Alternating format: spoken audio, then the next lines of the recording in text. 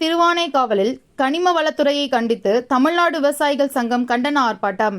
விவசாய நிலத்தில் ஏற்பட்டுள்ள மண்மேடுகளை அப்புறப்படுத்த தடையாக உள்ள கனிம வளத்துறையை கண்டித்தும் களிமண் கிடைக்காமல் செங்கல் அறுக்கும் தொழிலாளர்கள் வேலை இழக்கும் பிரச்சனையில் தமிழக அரசு தலையிட்டு விவசாயிகள் செங்கல் தொழிலாளர்களின் வாழ்வாதாரத்தை நசுக்கும் கனிம வளத்துறையின் செயல்பாட்டை தடுத்து நிறுத்த வலியுறுத்தியும் தமிழ்நாடு விவசாயிகள் சங்கத்தினர் மற்றும் விவசாயிகள் கருப்பு பேட்ச் அணிந்து கருப்பு கொடி ஏந்தி திருச்சி திருவானைக்காவலில் கண்டன ஆர்ப்பாட்டத்தில் ஈடுபட்டனர்.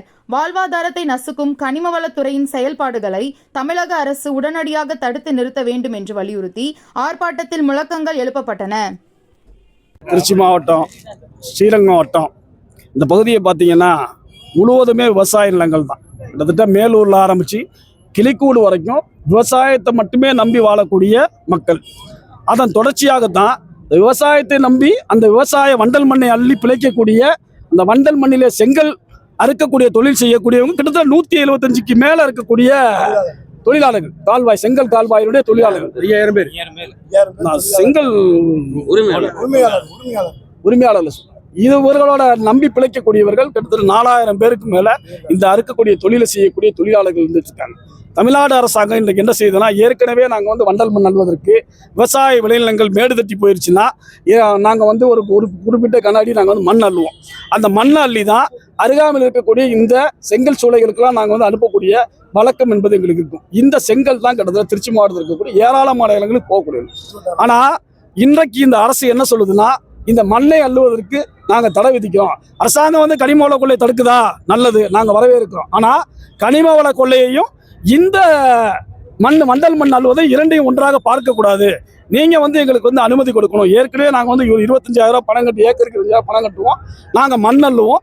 எங்களுடைய நாங்கள் பார்த்துக்கிட்டோம். இப்படித்தான் இந்த கிட்டத்தட்ட இந்த 5000 பேரோட வாழ்வாதாரமும் இன்றைக்கு ஸ்ரீரங்கத்தில் நடந்துகிட்டு இருக்கு. நான் தற்போது இவர்களுடைய நிலைமை என்பது மிகவும் மோசமான சூழலாக இருக்குது. கடந்த 3 ஆண்டுகளாக கல் அறுப்பதற்கு மிகவும் சிரமமான நிலையில தான் இருந்துகிட்டு இருக்காங்க. கிட்டத்தட்ட ஒரு 1000 கல் இருக்கிற இடத்துல இன்னைக்கு 100 கல் 150 கல் அறுத்துட்டு இருக்காங்க. 2000 கல் இருக்கிற இடத்துல 200 கல் 250 கல் தான் அறுக்க முடியும். இதனால கல் இருக்கிற தொழிலும் இன்றைக்கு மோசமாக போயிட்டு இருக்கு. விவசாயிகளுடைய விளைநிலமும் மேடு தட்டி போய் அந்த முள் காடுகளாக மாறி கிடக்கு. ரெண்டையுமே மாற்றக்கூடிய அளவுக்கு எங்களுக்கு ஒரு நிரந்தரமான ஒரு இதை ஏற்படுத்தி கொடுக்கணும். அரசாங்கம் சொல்லக்கூடிய அந்த ஆன்லைன் அப்ளிகேஷன் எங்களுக்கு ஒத்து வராது.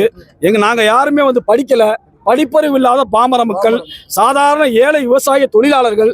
எங்களுக்கு அப்படிப்பட்ட வாழ்க்கை தெரியாது. எங்களுக்கு தெரிந்ததெல்லாம் ஒரு பேப்பர் எடுப்போம், அனுப்புனர் பெறுநரை போடுவோம். ஐயா, எங்களுக்கு எங்களுடைய நிலத்துல மேடு தட்டி கிடக்கு, நாங்கள் எங்கள் நிலத்தை வண்டல் மலை நாங்கள் வலிச்சு எடுக்கணும், எங்களுக்கு அனுமதி கொடுங்கன்ற லெட்டர் எழுதி கொடுக்க தான் எங்களுக்கு தெரியும். அதன் அடிப்படையில் தாலுகா ஆஃபீஸில் அந்த வட்டாட்சியர் கூட்டத்தில் நாங்கள் சொன்னோம். நாங்கள் எங்களுக்கு மேனுவலாக நீங்கள் கொடுங்க நாங்கள் சொன்னோம். அதற்கு அவங்க ஒத்துக்கலை. மீண்டும் மீண்டும் ஆன்லைன் சொல்கிறாங்க. இதை போராட்டம் எங்களுக்கான வழிமுறை 2 நாட்கள் கூட எங்களை சொல்லலைன்னா மாவட்ட ஆட்சியர் அலுவலகத்தில் இங்கேருந்து நாங்கள் நடைபயணமாக மாவட்ட ஆட்சியர் அலுவலகத்துக்கு சென்று மாவட்ட ஆட்சி அலுவலகத்தை முற்றுகையிடும் போராட்டத்தை தவிர எங்களுக்கு வேறு வழி இல்லை என்பது தொடர் போராட்டம் நடக்கும். சமீபத்தில் வட்டாட்சியர் அலுவலகத்தில் உங்களுக்கு ஆலோசனை கூட்டம். ஆமா ஆமா. அந்த ஆலோசனை கூட்டத்தில் தாசில்தார் உங்களுக்கு ஆதரவா எதுவும் பேசலையா? தாசில்தார் எங்களுக்கு ஆதரவாக தான் பேசுறாரு. ஆனால் அவரால் இந்த முடிவு எடுக்க முடியல. இந்த முடிவை கனிம வளத்துறை தான் எடுக்கணுங்கிறாங்க. மைன்ஸ் தான் இந்த முடிவை எடுக்கணும். நான் இந்த முடிவை எடுக்க முடியாது, மைன்ஸ் தான் எடுக்கணும். அவர் மைன்ஸை தான் கையை காட்டுறாரு. மைன்ஸ்ல நாங்கள் கேட்கிறோம், அருகாமையில் பெட்டாவத்தில் இப்படி இருக்கிறாங்க, தமிழ்நாட்டில் பல மாவட்டங்களில் இப்படியெல்லாம் எடுத்துக்கிட்டு இருக்கிறாங்க, நீங்க தான் திருச்சி மாவட்டத்தில் மிகப்பெரிய ஸ்ட்ரிக்ட் பண்ணுங்க. ஏன்னா அவங்க ஏன் ஸ்ட்ரிக்ட் பண்றாங்கன்னா, ஸ்ரீரங்கம் வட்டத்தில் கோயிலை சுற்றி இடம் நிறையா இருக்குது. அப்படிங்கிறனால இங்கே இருக்கக்கூடிய அறநிலையத்துறை அமைச்சர் அதை செய்கிறாரான்ற சந்தேகம் உங்களுக்கு. ஏற்கனவே அறநிலையத்துறை அமைச்சர் சந்திச்சு நாங்கள் கிட்டத்தட்ட ஒரு 1/4 மணி நேரத்துக்கு மேலே நாங்கள் பேசி இருக்கிறோம். அவருக்கு எங்களுடைய நிலைப்பாடை நாங்கள் சொல்லி இருக்கிறோம். இருந்தாலும் அவர் அதை பற்றி செவிசாக்கிற மாதிரி இல்லை. எங்களுக்கான தீர்வு போராட்டம் தான்.